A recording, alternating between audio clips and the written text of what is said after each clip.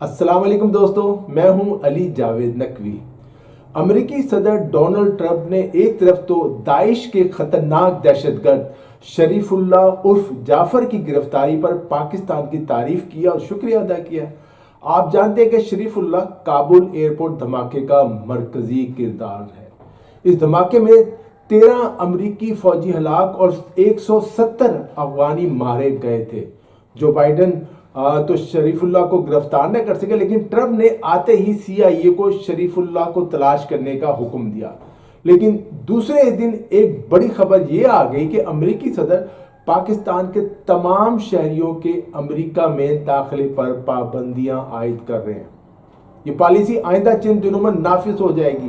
پاکستان کے ساتھ افغانستان اور بعض دوسرے ممالک کا نام بھی لیا جا رہا ہے، لیکن بہرحال سر فہرست پاکستان کا نام ہے۔ اس بات کا خدشہ بھی ظاہر کیا جا رہا ہے کہ ٹرمپ پاکستان سے ڈو مور کا مطالبہ کر سکتے ہیں۔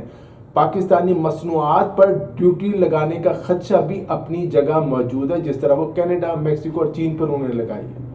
پاکستان امریکہ کو ہر سال $5 ارب سے زیادہ کی مصنوعات برآمد کر رہا ہے۔ امریکہ سے تجارت پاکستان کے فائدے میں ہے۔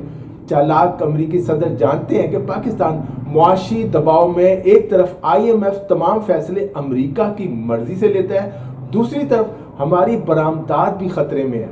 صدر ٹرمپ پاکستان کو کوئی مشکل ٹاسک دے سکتے ہیں، پاکستانی اسٹیبلشمنٹ کو، یہ کام کرو ورنہ پابندیوں کے لیے تیار رہو۔ آپ کو یاد ہوگا صدر ٹرمپ کے آنے سے چند ماہ پہلے امریکہ نے پاکستان کے لانگ رینج میزائل بنانے میں مدد دینے پر پاکستانی اور 4 چینی کمپنیوں پر پابندیاں عائد کر دی تھیں۔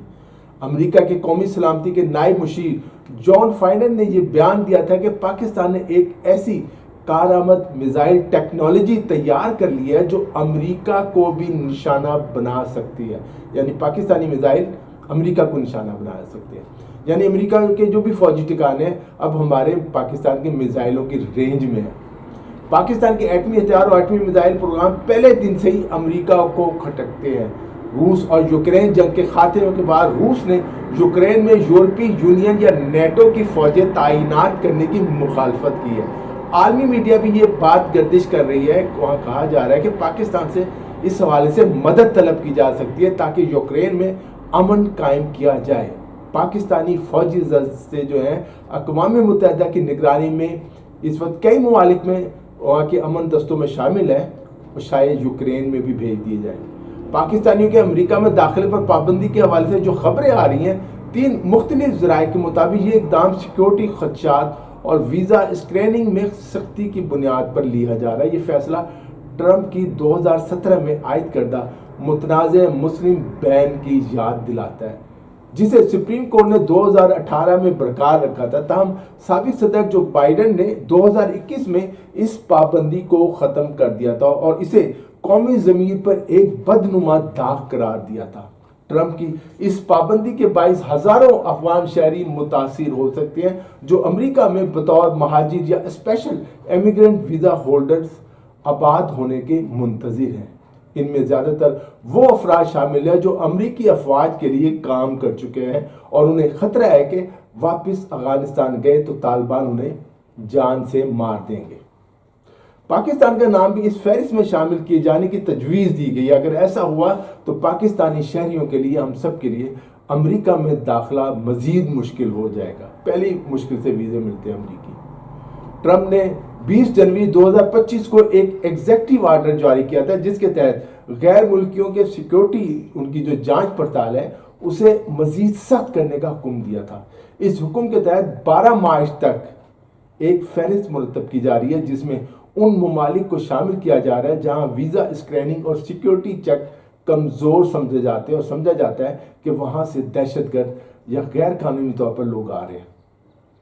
اس وقت 2 لاکھ افغان شہری امریکی ویزا کلیئرنس کے منتظر ہیں، جن میں سے 20,000 پاکستان میں موجود ہیں، وہ یہاں رہ رہے ہیں۔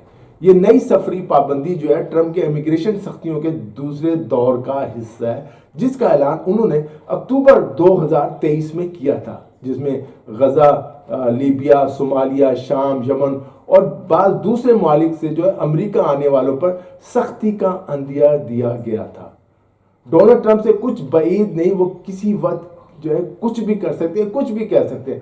ہو سکتا ہے جہاں امریکی صدر آج پاکستان کی تعریفیں کر رہے ہیں، اچانک پاکستان پر تنقید شروع کر دیں، کوئی ایسی ٹویٹ کر دیں پاکستان کے خلاف. ٹرمپ جو اپنے دوستوں کینیڈا، برطانیہ اور یورپی یونین کے نہیں ہوئے، ان سے پاکستان کے بارے میں کسی اچھے کی توقع رکھنا خام خیالی ہے. دوستوں اس ویڈیو میں اتنا ہی. اپنا خیال رکھیے گا. علی جاوید نقوی کو اجازت دیجیے. خدا حافظ.